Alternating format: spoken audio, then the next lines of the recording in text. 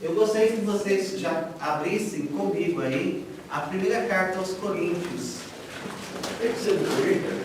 Tem que ser. Porque não tem Palmeiras aqui. Não tem Palmeiras, tem que ser o Corinthians. Não, tá de Pedro, cara.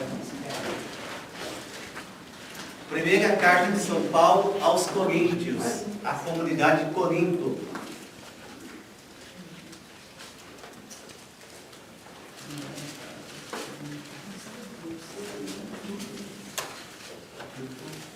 No capítulo 11.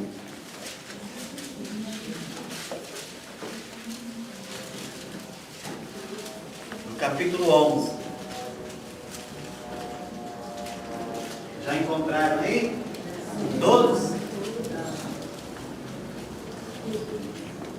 A minha Bíblia é a Bíblia Ave Maria. Eu estou vendo que alguns aqui estão com outras Bíblias, de outras, a tradução da CNBB, Pastoral, Jerusalém, e assim por diante. Isso é qual? Pastoral, né? Tá ok. Jerusalém também aqui.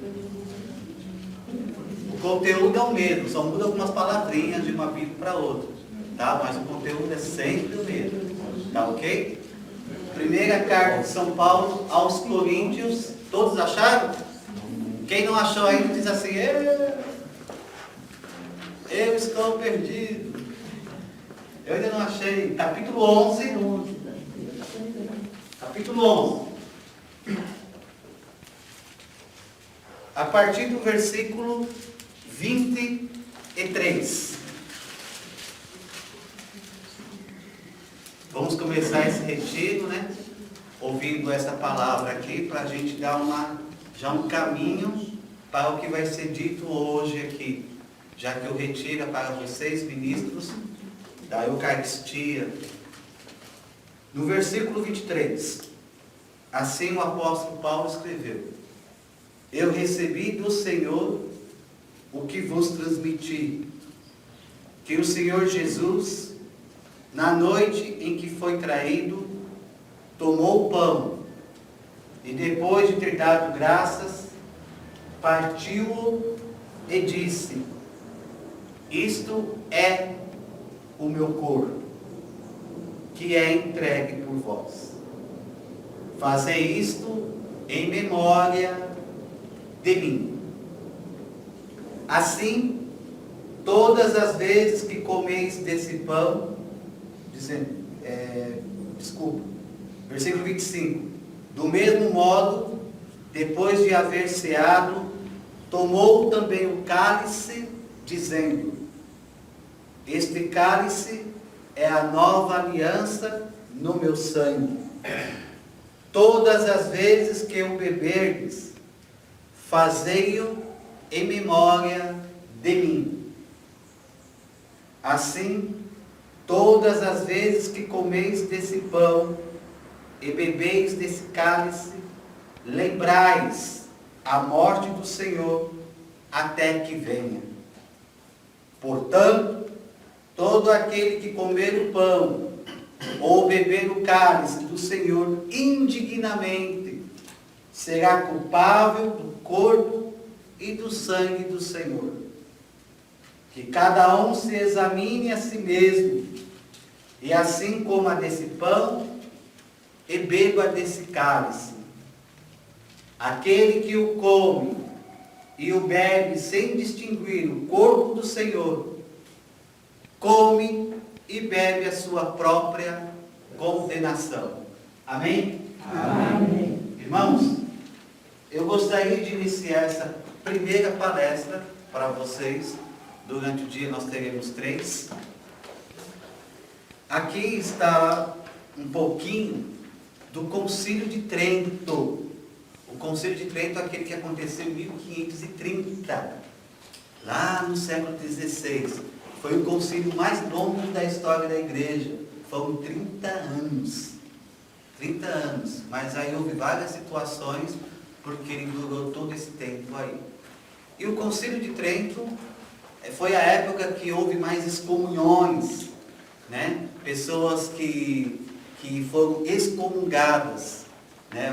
O tema excomunhão é muito forte, né? Puxa, aquela pessoa fulano de tal foi excomungado pela igreja, Leonardo Boff foi excomungado pela igreja, que não sei o que quer dizer excomunhão, essas coisas assim, tudo. É uma prática da igreja quando alguém se desvia da verdade, quando alguém fala algo do que a igreja não prega, entendeu? É aquilo que eu sempre tenho dito para as pessoas, aquelas pessoas que são catequistas, aquelas pessoas que são formadoras de outras pessoas dentro da igreja, que tem um catecismo, leiam o catecismo, ensinem o que a igreja ensina, não ensinem aquilo que vocês ouviram dizer, entendeu? Porque tem muita gente que fala aquilo que acha, e eu sempre digo para as pessoas, vocês não podem achar, vocês devem levar a verdade para as pessoas. Quando a gente diz assim, eu acho isso, eu acho aquilo outro, quer dizer que nem você tem a certeza do que você está falando. Agora, quando você fala assim, eu tenho a certeza, a igreja ensina isso, é sinal de que vocês estão caminhando com a igreja, com o que a igreja ensina. Né? A gente não pode ensinar outras pessoas, formar outras pessoas com aquilo que nós achamos, com aquilo que eu acho. Né? O acho não leva ninguém à fé. Né? O acho não leva ninguém à fé. Então aqui, um dos cânones que a igreja fala a respeito da Eucaristia é justamente isto que eu vou dar o início da nossa palestra de hoje.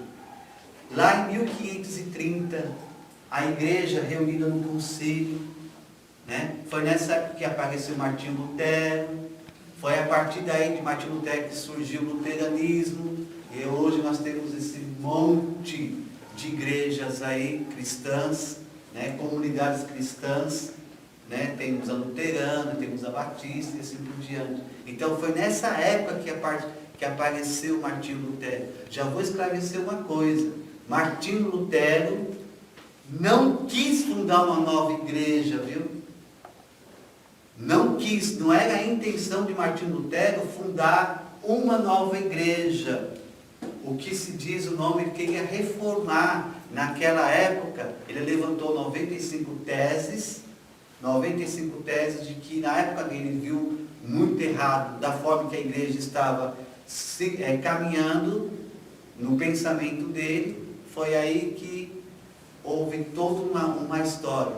Os príncipes ingleses pegaram Martinho Lutero, não permitiram que Martinho Lutero se apresentasse ao Papa para que ele se defendesse, para que ele pudesse apresentar o porquê que ele se revolucionou. Então, tudo isso que nós sabemos de hoje,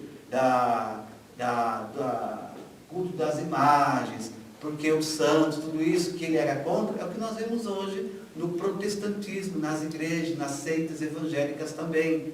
Né? Tudo aquilo que nós ouvimos aí quando alguém fala assim, vocês adoram imagem, essas imagens vem da onde? Vem da época lá de Martinho Lutero. Né? Só que eu não sei a partir de quem que começou, porque não veio de Martinho Lutero, de não amar Nossa Senhora. Ele até escreveu um livro na época, lá, um escrito sobre Nossa Senhora muito profundo. Martinho Lutero, ainda na época de Martinho Lutero, ele acreditou realmente de que a Maria permaneceu virgem mesmo após o nascimento de Jesus Cristo. É uma das nossas verdades de fé católicas. Então, eu não sei a partir de quem que começou a ver esse negócio de que Maria teve mais filhos. Não veio de Martinho Lutero, veio de outra pessoa. Mas não sei, não posso afirmar de quem veio. Mas Martinho Lutero tinha uma apreciação muito grande por Nossa Senhora. Então, para vocês se identificarem que época que houve esse concílio, foi na época que começou a surgir o luteranismo. Os ingleses lá, os príncipes ingleses, pegaram Martinho Lutero, os ingleses já não estavam mais assim, tão unidos com a igreja católica, e aí já aproveitaram aquele momento lá do cisma do Martinho Lutero, e hoje nós estamos vendo tudo isso que nós vemos aqui no Brasil, pelo menos, esse monte de igrejas e seitas espalhadas no mundo. Então a igreja disse assim, mas, pelo que disse Jesus Cristo, nosso Redentor, que era verdadeiramente seu corpo, que o oferecia sob a espécie do pão, a igreja de Deus acreditou perpetuamente. A igreja de Deus acreditou perpetuamente, quer dizer, para sempre. Perpétuo é para sempre, eterno. E o mesmo declara novamente o Santo Concílio, que pela consagração do pão e do vinho são convertidas a substância total do pão no corpo de nosso Senhor Jesus e a substância total do vinho no sangue de nosso Senhor Jesus Cristo. E essa transformação é oportuna e propriamente chamada de transubstanciação pela Igreja Católica. Irmãos, foi aqui nesse Concílio de Trento que surgiu a palavra transubstanciação. Eu pedi para trazer aqui uma partícula, né? Vocês estão vendo que é uma partícula comum. Aqui não está consagrada a partícula. Essa partícula aqui, a igreja diz que no momento da consagração, quando o padre pede a vinda do Espírito Santo, para que o Espírito Santo seja derramado sobre o pão e o vinho, e o padre fala as mesmas palavras que Jesus Cristo disse na última ceia, naquele momento, irmão, se o padre não pronunciar as palavras que Jesus disse também, isto é o meu corpo, este é o meu sangue, não há consagração. A consagração do pão e do vinho acontece, primeiramente, quando o padre ele invoca sobre a hóstia, sobre o pão e sobre o cálice, sobre o vinho, o Espírito Santo. Aí as pessoas, nós sabemos que nesse momento a comunidade toda se ajoelha, né? E no momento que o padre, ele, com as mesmas palavras que Jesus usou na última ceia, quando ele levanta o pão, e também após quando levanta o vinho, ele usa as mesmas palavras. Naquele momento está sendo consagrado o pão no corpo de nosso Senhor Jesus Cristo. O vinho, no momento, se torna sangue de Jesus Cristo. Essa é a palavra que a Igreja Católica deu a este momento, a esta mudança de substância. É isso que a gente vai falar. Chama-se transubstanciação. Aqui vocês estão vendo, né, que é uma partícula, como eu disse. Eu pedi para trazer essa partícula, porque aqui eu vou explicar para vocês. E agora nós vamos entender um pouco. Paulo, mas como que acontece isso? O que é transubstanciação? Irmãos, talvez vocês nunca tiveram uma explicação do que vai ser feito agora. Eu não sei se porque eu não conheço vocês, não conheço a caminhada de vocês, mas agora eu vou explicar para vocês como se explica que aqui não é mais o pão. Após a consagração, deixou de ser pão. Como que isso acontece? Na filosofia, no curso de filosofia que nós estudamos para sermos padres, dentro do curso de filosofia tem uma disciplina chamada metafísica. Metafísica. E é essa metafísica que eu vou estar explicando para vocês uma linguagem simples, acessível para vocês. Se alguém aqui já teve alguém aqui já conhece filosofia, já teve aula de filosofia, ou não, desconhece de tudo? Ok. Então vamos lá. Essa é a primeira parte do nosso retiro. Eu vou explicar para vocês como que a igreja chegou a essa palavra transubstanciação. E até o título dessa primeira pregação minha é essa daqui, ó. A transubstanciação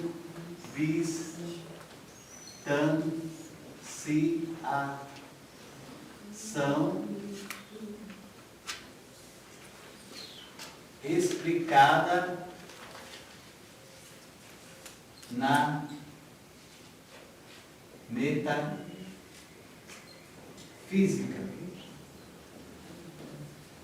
Tá ok? Esse é o primeiro nome que eu quero dar nessa pregação para vocês. A transubstanciação explicada na metafísica. Vou pegar o preto porque é melhor. Ah, não, veja melhor. O verde é melhor? Não, preto é melhor. O preto? Ou o vermelho? O verde? Verde é assim. Ah, o preto é melhor. Preto é melhor? É, preto. Ok, preto é melhor. Tá ok? Então vamos lá. Existem alguns conceitos, tá? Existem alguns conceitos que eu vou dar para vocês. Por exemplo, primeiro conceito na metafísica. Essa palavra aqui.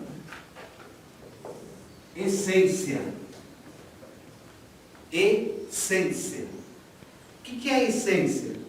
Essência designa aquilo que faz uma coisa ser tal qual é. Essência designa uma coisa ou aquilo,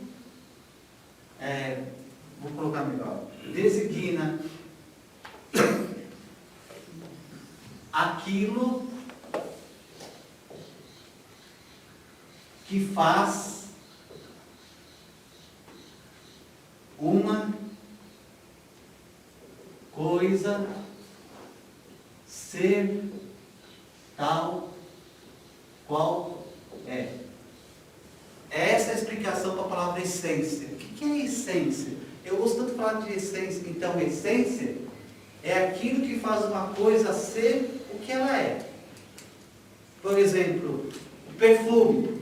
O que faz o perfume ser um perfume? É a própria essência do perfume, o cheiro, né? O cheiro. Então, aquilo que faz tal coisa ser o que ela é chamado de essência. Tá bom? Por exemplo, aqui, a partícula. O que faz ser a partícula? Qual é a essência da partícula? O que ela é feita? Trigo. Correto? Trigo. Trigo não fermentado. A segunda, a palavra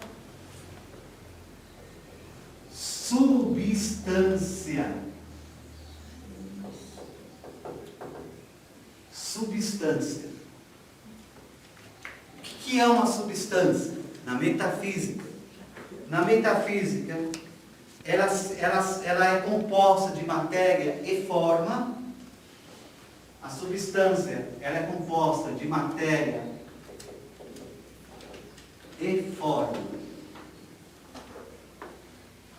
Por exemplo, isso aqui é uma substância. O pão é uma substância. Qual é a matéria do pão? Qual é a forma dessa substância aqui? Qual que é a forma dela? É quadrada? Então o que é? Redonda, né? Aí, essa é a forma. É a forma. Então, a matéria e a substância está contido aqui. A matéria, como eu também sou substância, minha forma é essa. Tem alguns que são mais gordinhos, tem alguns que são mais magrinhos, e assim por diante. Oi? Matéria E forma. E forma. Tá ok? Então, a minha substância, todos nós aqui temos uma substância, nosso corpo. Ok? Essa substância, cada um de nós aqui temos a nossa matéria. Qual que é a nossa matéria? terra. Tá? E depois, na morte, se torna o quê? Pó, né? Pó. Né? Pele e osso. Aí vem a forma física de cada um. A minha forma é essa. O Senhor aqui, a forma dele é um pouco mais arredondado, mais cheio, né? E assim por diante. Tá ok? Então, tudo que existe nesse mundo é uma substância. E essa substância, tudo tem uma matéria e forma. Por exemplo, Qual será o material que foi feito aqui, ó?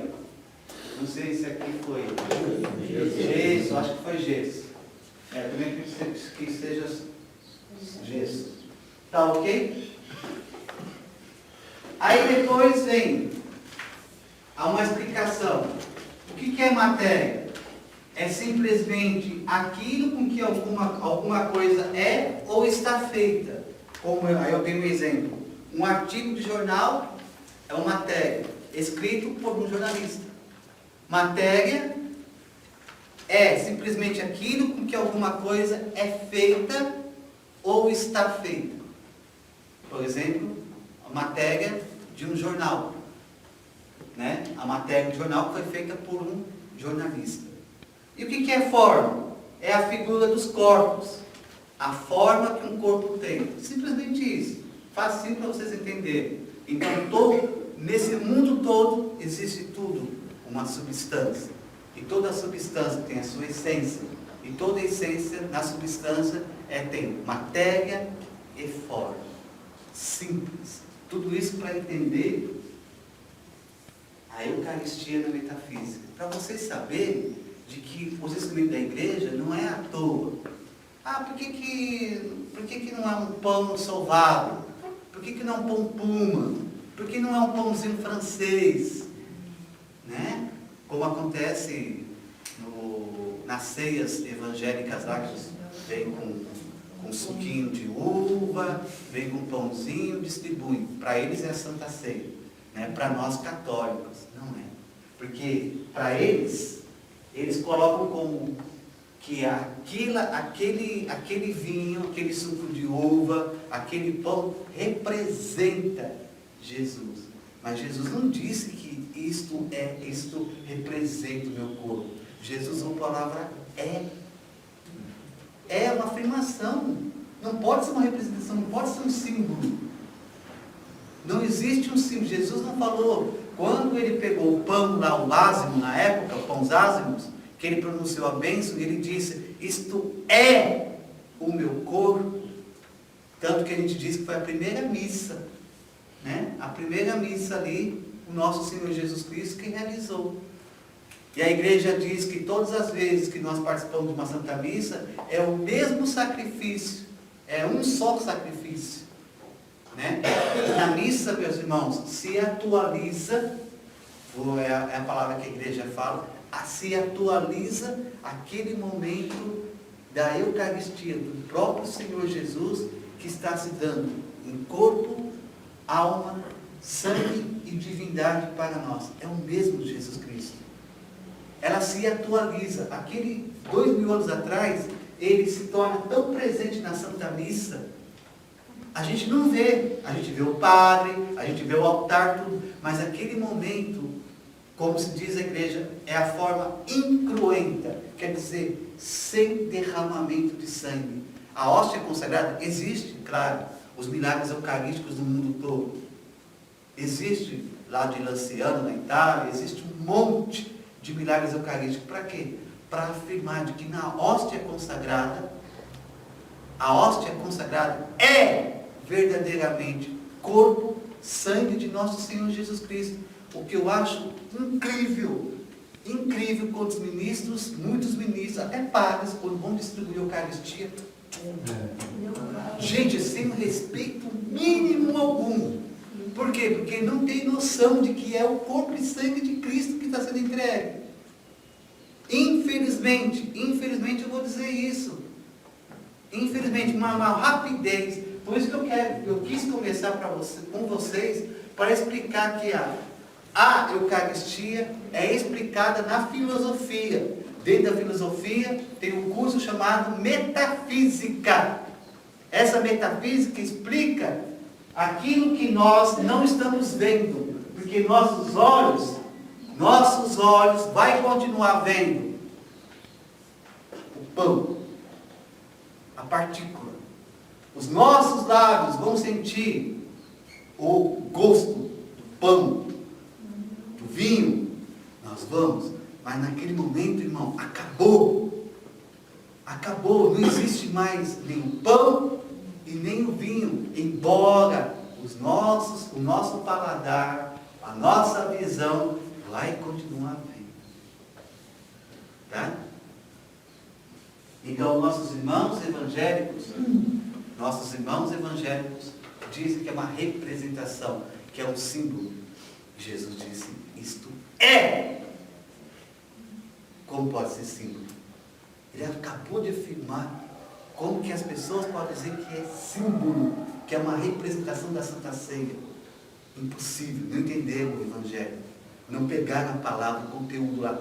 Jesus disse, isto é o meu corpo. Eu sou Paulo, meu nome é Paulo. Eu sou Paulo Rodrigues Oliveira. Eu sou, é. Como que pode se afirmar uma coisa e depois dizer que é um símbolo? Incompreensível isso. Por isso que eu quero começar, estou começando essa palestra para vocês entenderem de que o que vocês entregam na Santa Missa para os enfermos não é um pão mais. Se deve ter todo respeito. Quando vocês vão levar, não sei como que vocês levam Jesus para os enfermos, se coloca dentro do bolso, que eu acho terrível, pega a teca lá, coloca no bolso, deita no ônibus, dentro do carro, sei lá, vai escutando música, não tem mínimo de respeito algum, porque a pessoa não tem a noção de que ali está o próprio Jesus, não tem a noção, ela não tem a noção. Infelizmente, coloca lá Jesus no bolso da calça aqui e sai com Jesus andando. Infelizmente, isso eu tenho visto. Eu tenho visto presenciar. Muitas vezes pode até ser padre que não deu as informações necessárias. Não formou direitinho como se deve ser feito. Aí depois a filosofia, a metafísica, ela diz que existem 4 causas da forma. Aquela forma que eu falei para vocês, vem da substância. A primeira forma é a substância ou essência de uma coisa. A segunda, a matéria ou o sujeito. Então, o primeiro existe. Dentro da forma, existem 4 causas. A primeira causa é a essência de uma coisa. A segunda causa é a matéria.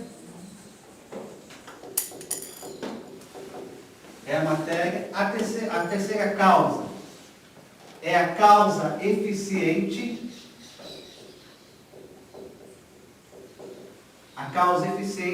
E, por fim, a causa final. Tá ok? Agora vamos explicar para vocês. Vou até usar aqui o crucifixo aqui. Não sei se dá para sair, mas... Não, deixa aqui. Tá? Vou explicar para vocês entenderem as 4 causas dentro da forma. Tá ok? A essência, a matéria, a causa eficiente e a causa final. Vamos pegar aqui como exemplo esse o crucificado aqui. Tá ok? O crucificado. Qual que é a matéria? Qual que é a matéria? É matéria de gesso. Do crucificado aqui é gesso. Tá ok? Para vocês entenderem, a matéria é o gesso. Qual é a forma? A forma que determina esse modelo aqui do gesso.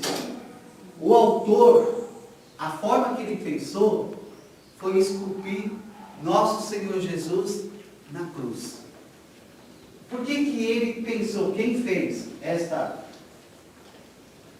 imagem aqui de Jesus não pensou em crucificar São Pedro, não pensou em crucificar Nossa Senhora, não pensou em crucificar São Tiago, São Padre Pio. Por quê? Quem morreu na cruz por nós foi uma pessoa só, Jesus. Então o autor, o escultor, a forma que ele imaginou para fazer o trabalho dele foi Jesus Cristo pregado na cruz. Esta é a forma. Esta é a forma que ele usou.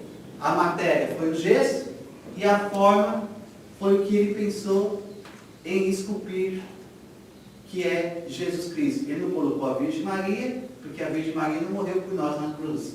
Não colocou São Pedro, porque não foi São Pedro que morreu na cruz por nós. Não colocou São Padre Pio de Pietrelcina, não colocou o Papa João Paulo II. Ele imaginou Jesus Cristo. Esta é a forma. A causa eficiente. Agora, qual que é a causa eficiente? É aquele que produziu a imagem. Quem produziu? O escultor. Essa é a causa eficiente. Esta é a causa eficiente. Quem esculpiu a imagem? O escultor. E a causa final? A causa final é o produto final. Qual que é o produto final? A imagem de Jesus crucificado. Jesus no crucifixo. Essa é a causa final. Então, quer dizer, que dentro, as 4 causas são essas aqui. São essas aqui. E agora, uma das vertentes, um dos objetos maiores dentro da metafísica que se estuda é o ser. Quem é o ser? Né? São Tomás de Aquino, ele diz assim, que o ser é concebido como raiz de tudo. É o que põe em ato tudo aquilo que existe. Irmãos, existe também dentro da metafísica 2 palavrinhas. Ato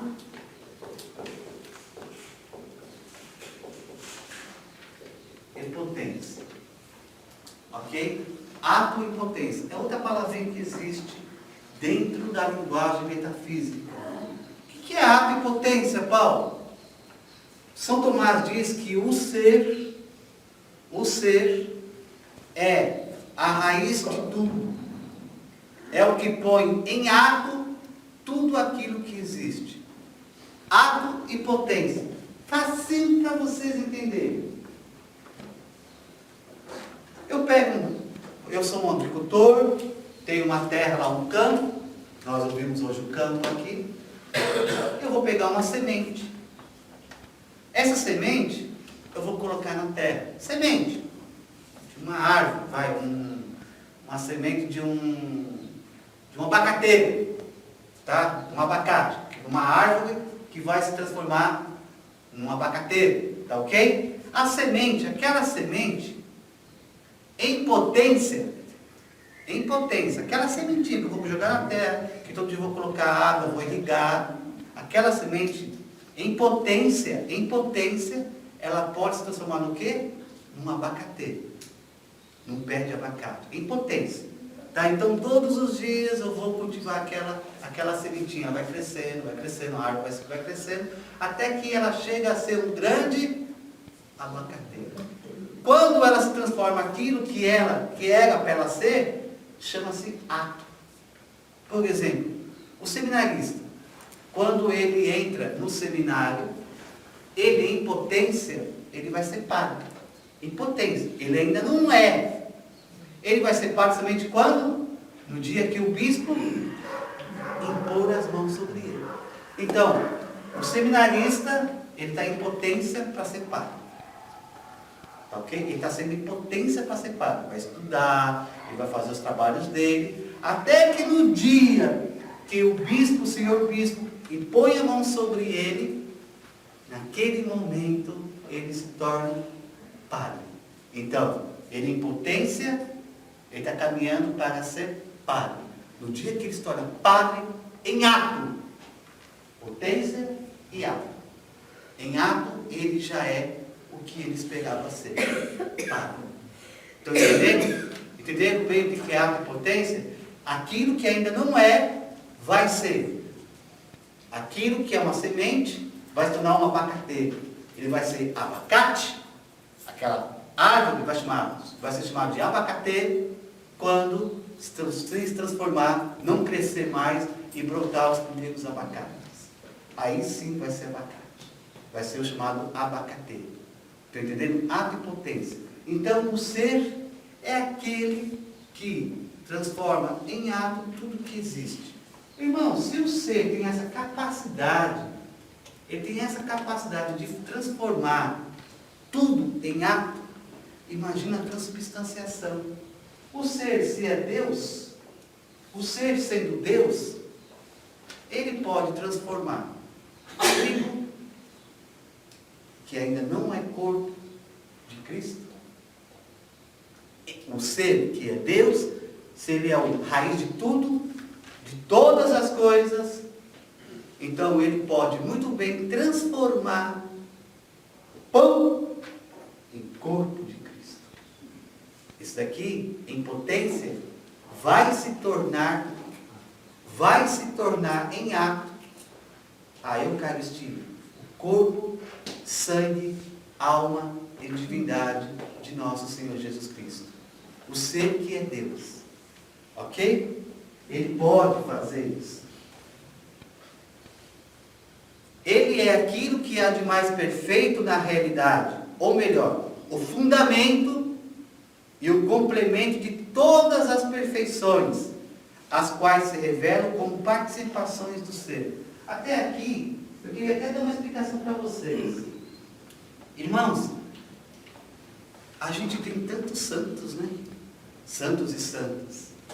E nossos irmãos evangélicos falam que somente Jesus, somente Deus é santo. Ele é.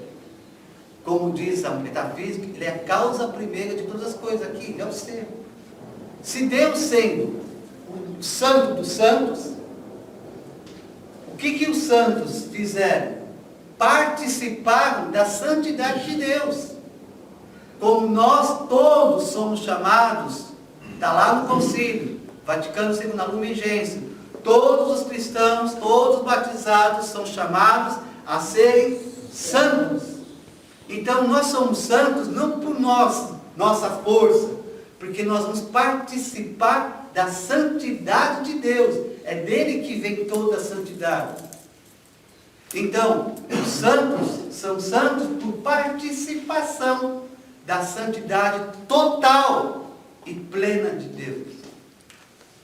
Estão entendendo? Então nós participamos da santidade, da bondade, do amor. Nós participamos. Estão entendendo? Nós temos uma participação. Por quê? Porque nós somos de Deus, somos filhos de Deus. Nós participamos. Então, aí continua aqui. E por participação no ser se entende o vínculo que une a criatura ao Criador. Existe um vínculo entre nós somos filhos de Deus. O que torna a criação inteligível, que deu sabedoria, inteligência, é o que nos difere dos animais. Os animais não pensam, eles vivem por instinto. Nós pensamos, né? Nós pensamos. E a separação que os impede de confundir-se, quer dizer, há uma separação entre nós que nos separa daquilo que Deus é. Deus é amor pleno, Deus é inteligência plena, Deus é santo pleno. Ele é em plenitude. Nós somos por participação. Né? Nós somos por participação. Participar do ato puro da perfeição de Deus, que preexistia em Deus, que aliás, aí se encontra sem ter sido nem aumentada, nem atenuada pelo aparecimento da criatura. E aqui, irmãos, Paulo, você falou tudo isso. Eu estou entendendo um pouquinho, mas me explica. Irmãos, antes da bênção, antes da vinda do Espírito Santo, que é chamado de epiclésio, epíclise, que o Padre derrama sobre essas oferendas o vosso Espírito. O primeiro momento é a vinda do Espírito Santo, ele que transforma tudo. É o Espírito Santo que dá a vida às coisas. Né? É o Espírito Santo. Algumas seitas aí falam que é uma força que emana de Deus. Não, o Espírito Santo é uma terceira pessoa da Santíssima Trindade. É a terceira pessoa, Deus. Não é uma força. Não é uma energia cósmica que está no mundo aí criando as coisas. Não, é o próprio Deus que cria. na pessoa do Espírito Santo. Então o Espírito Santo é chamado, ele é invocado para se fazer presente naquele momento da consagração. Quando o padre eleva o pão e pronuncia as mesmas palavras de Jesus Cristo. Depois ele apresenta para a comunidade a hóstia consagrada. Né? A hóstia consagrada que é maior. A mesma coisa quando ele faz com o vinho. Quando ele levanta o vinho, eleva o vinho, eleva o vinho. Naquele momento, ele apresenta para a comunidade e diz, isto é o meu sangue. Naquele momento, irmãos, essa substância aqui, ó, como eu falei para vocês, naquele momento, nós não estamos vendo, vamos continuar vendo. Eu estou vendo que é a partícula, mas após a consagração já não é mais a partícula. Após a consagração não é mais, a substância aqui não é mais a substância do pão. O vinho não é mais a substância do vinho. Após a consagração, aqui se fará presente Jesus. Jesus. E aqui diz, portanto, na transubstanciação, a substância é a identidade da coisa. O acidente é a aparência da coisa. Qual que é o acidente aqui? É a aparência da coisa. Qual que é a aparência aqui da coisa? É o pão. O acidente é isso. Eu estou continuando, eu continuo a ver o pão. Esta é a aparência da coisa. Tudo que se vê é acidente. Os acidentes podem mudar. Os acidentes podem mudar. Mas a substância permanece sempre a mesma. Mudar a substância significa mudar a identidade. Aí vem, no dia a dia, quando ocorre uma transubstanciação, por exemplo, quando a vaca come grama e esta grama se transforma em leite. Como que pode? A vaca come grama lá e aquela grama se transforma em leite. Isso é chamado também de transubstanciação. Tá? Aquele alimento depois se torna leite. Como que isso é feito? Né? Como que isso é um processo dentro da vaca, como que aquilo ali se transforma em grama? Né? Existe uma mudança de substância da grama, mas também de acidente, a aparência. Ou seja, muda tanto a identidade quanto a aparência da coisa. Mudou da grama para o leite. Né? Na Eucaristia, porém, ocorre um fenômeno diferente. Muda a substância. Mudou. Mudou a substância que era do pão. Tudo muda a substância, mas não o acidente. A aparência, o gosto, o peso, o formato, tudo é de pão. Mas a substância não é pão. É Jesus. Corpo, sangue, alma e divindade. Pois a substância de pão já não existe mais. Restou somente o acidente, a aparência. Ou seja, a característica do pão. Por isso que a presença de Jesus é real na Eucaristia. Irmãos, olha que lindo, nós temos o apoio da filosofia para poder mostrar, tanto para nós católicos mesmo, acreditarmos que ali não é um ensaio, não é um teatro, mas ali é verdadeiramente Jesus Cristo. Irmãos, ministros da Eucaristia, vocês são privilegiados. Nós somos privilegiados de comungarmos corpo, aquele mesmo corpo de 2000 anos atrás. Ele vai se tornar presente aqui. Aqui. É o mesmo corpo de Jesus Cristo. O mesmo. Isso é fantástico.